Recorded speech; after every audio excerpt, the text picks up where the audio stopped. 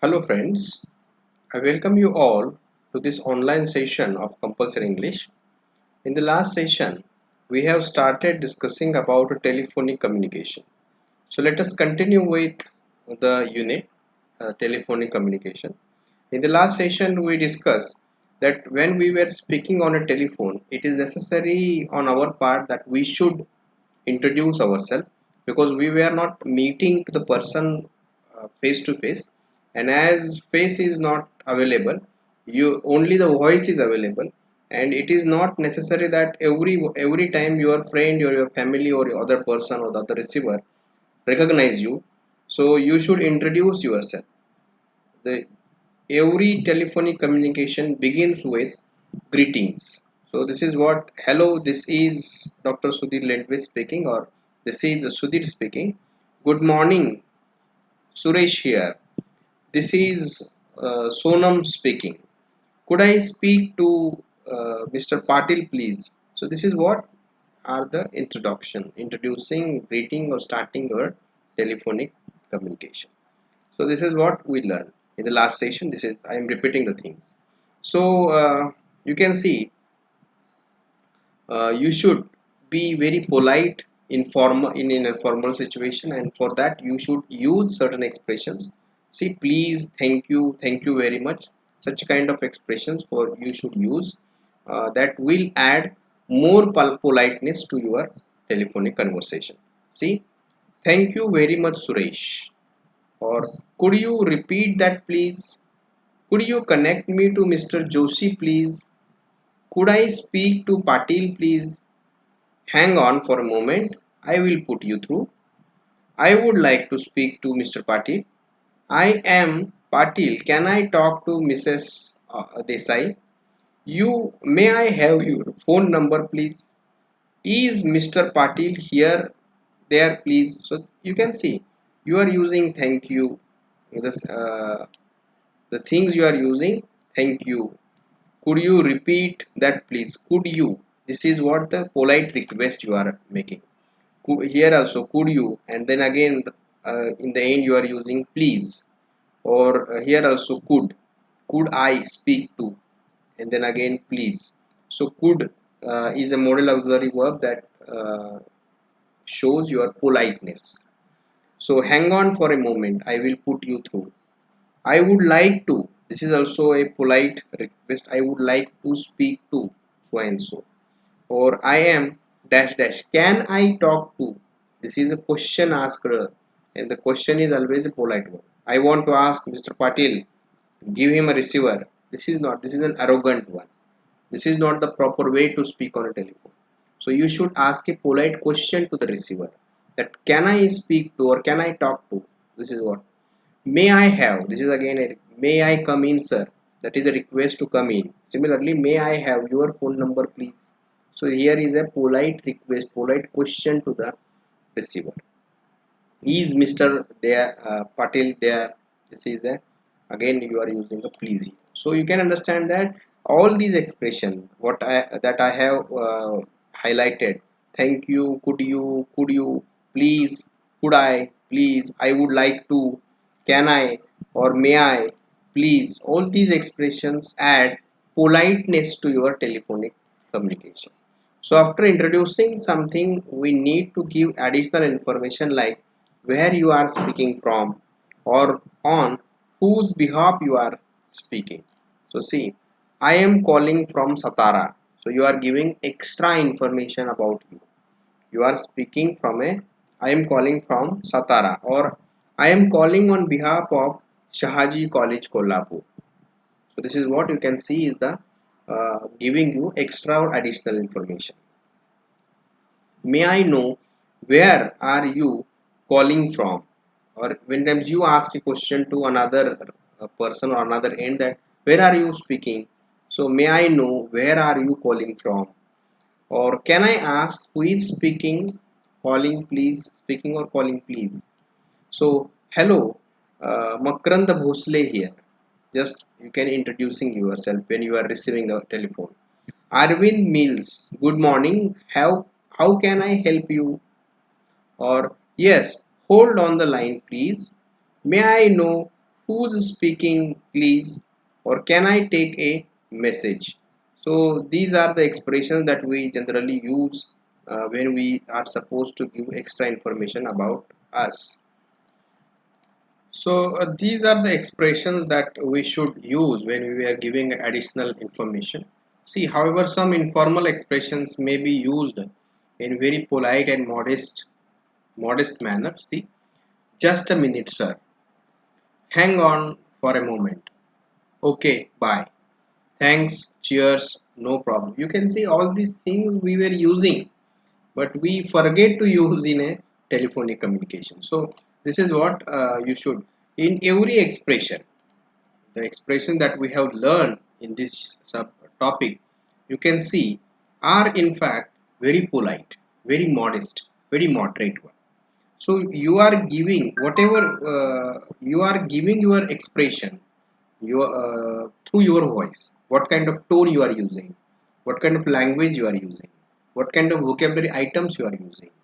So whether you are clear in your communication or not, whether you are suggesting certain sincere things or not, so all these things create impression on the receiver. So because you are not face to face, only voice uh, you are using to communicate. So this is what.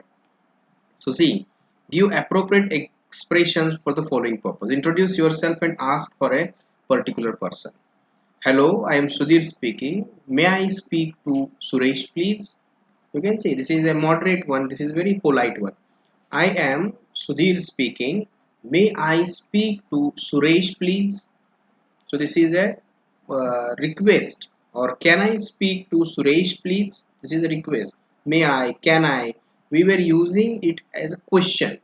I am not asking that give receiver to the Suresh. This is not adamant expressions I am not using. I am using a very polite one.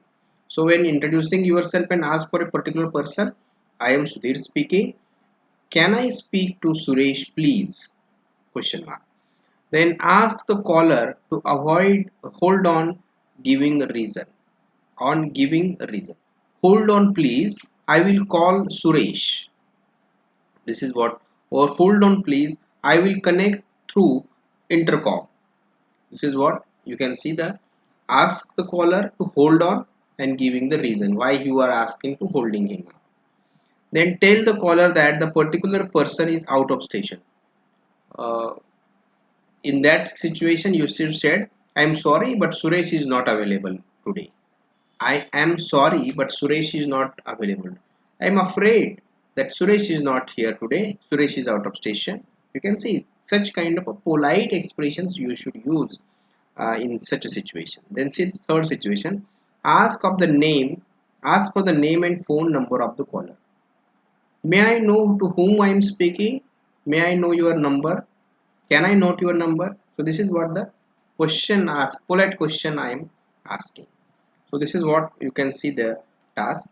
Then complete the following telephonic conversation using appropriate receptionist. Ame computers. Good morning. Good morning, Mr. Patil. Mr. Patil here. I would like to what is the another? I will get through to. So you are asking for Deshpande.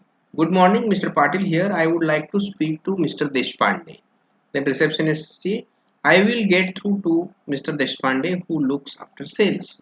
So you are and even you can say, I would like to ask you a query about sales. Then he will put you through the intercom to the Mr. Deshpande. Mr. Patil. Of course, yes, please. Then receptionist. Uh, please, dash dash please. Mr. Patil here you are. Please speak. Please speak, please. Mr. Patil here you are. Mr. Deshpande here. How can I help you? Mr. Patil, I am interested in your exchange offer for old washing machines. See Deshpande, I am sorry, Mr. Patil. The offer was for a short period. Oh, I am sorry. It's all right. Uh, can I note your telephone number? I will give you the offer. I will call you when the offer restarts. Mr. Patil, my number is so and so. Thanks a lot. Thank you for your call. Bye. So you can see this is the telephonic conversation. You are supposed to express, you are supposed to speak in this way on a telephone. Then see, sometimes the person wanted is not available, and in that situation how to speak. See, available to, or the caller has dialed a wrong number. In that situation too, you should be a polite one.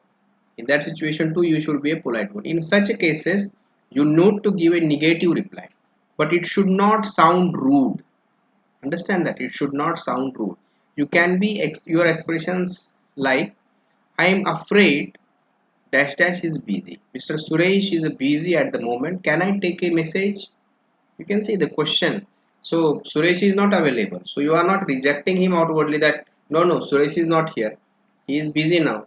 Instead of speaking like this, you should say, I am afraid Dr. Suresh is busy at the moment. Can I take a message? Or I am sorry, Miss Suvarna is out of station today. Sorry, you may have dialed the wrong number. I am afraid the line is busy at the moment. So see all these things. Could you call back later please? Or could you connect me to Mr. Joshi please? Could I speak to Suresh please? I would like to speak to. So all these are the expressions that you are supposed to understand, that you are supposed to memorize and use it while in actual communication. I would like to speak to, or I am dash dash. Can I talk to Mr. and Mr. or Mrs. dash dash? May I have dash dash phone number please? May I have your phone number please? Or may I have Dr. Patil's phone number please? You can see the question, all these expressions. Or I is Mr. Patil there please? When there are some problems on telephone line or phone is not working clearly, we need to use I am need following expressions. So see what are these expressions. So they are, could you speak little loud please? Or I am afraid I can't hear you well. Sorry, I don't catch that well.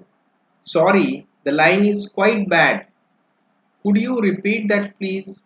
You can see such a kind of expressions you are supposed to use when you are facing a problem in a connection. When you are facing a problem in a telephone line, you are supposed to use this kind of expressions. I am afraid I can't hear you well.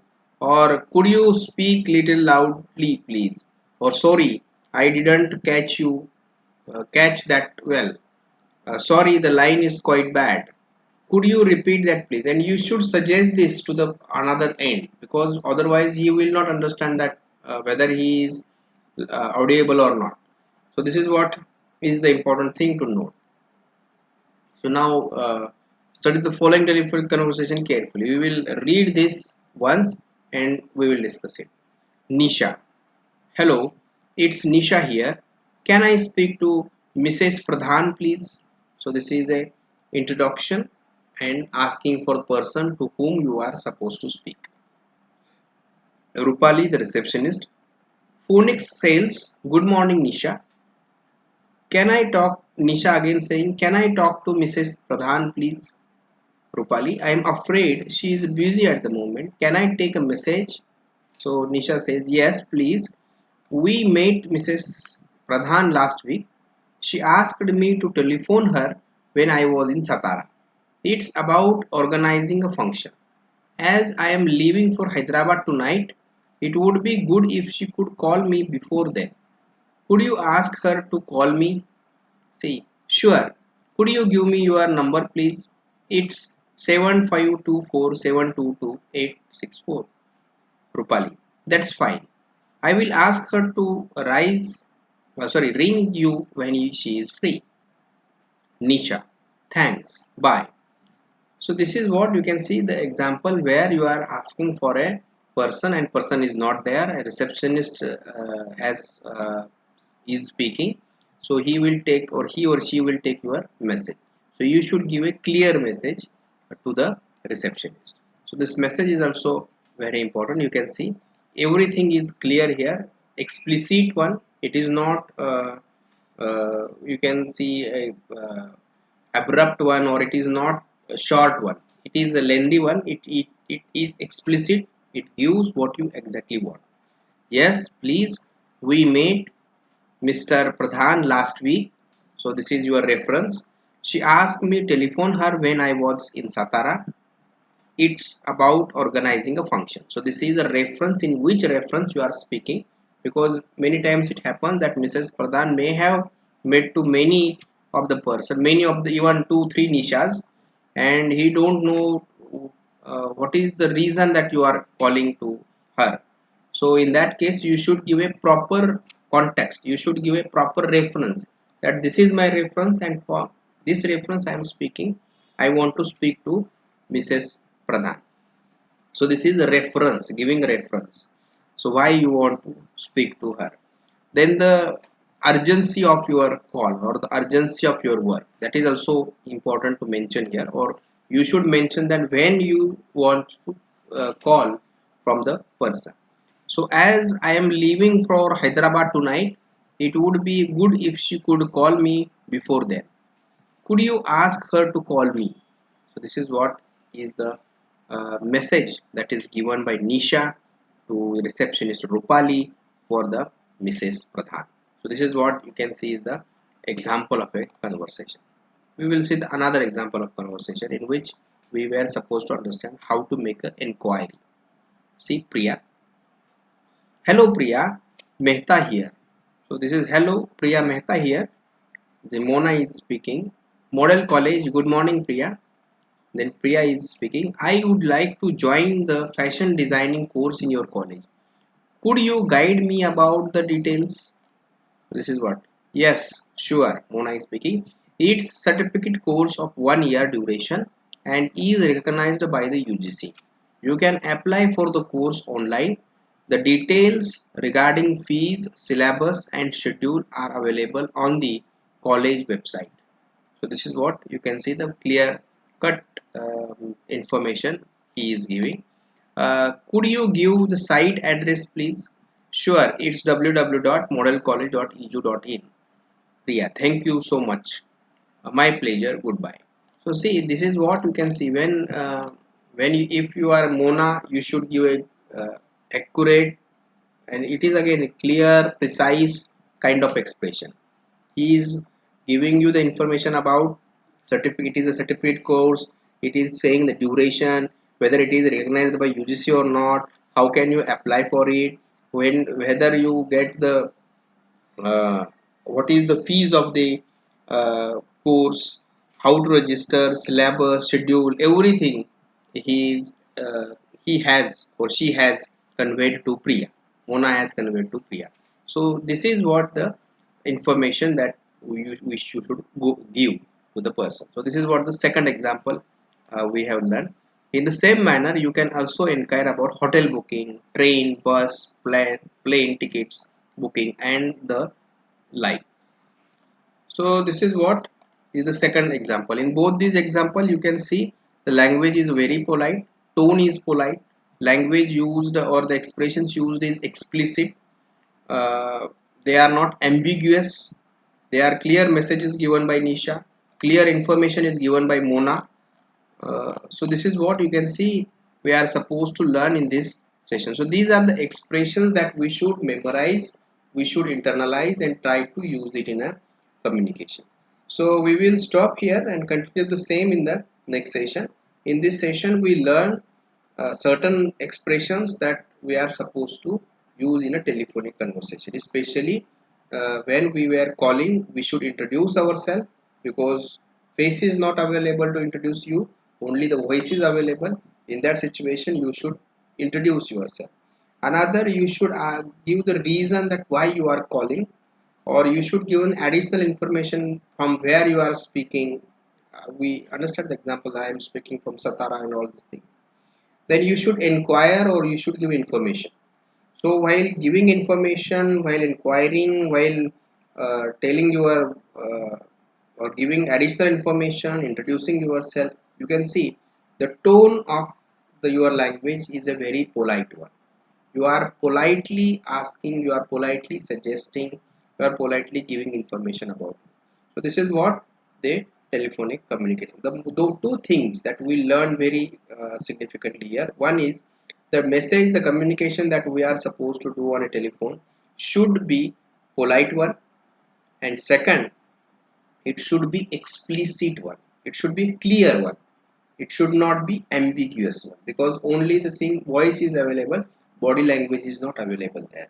So whether if you are positive, you should express in your voice that you are a positive one. If you are negative about the thing, you should show your negative expression on a telephone. So this is what is important. You should not consider assume that other person will understand what you are saying. Instead, you should explicitly express what you want to say. So we will stop here and continue the same in the next session. Thank you for listening.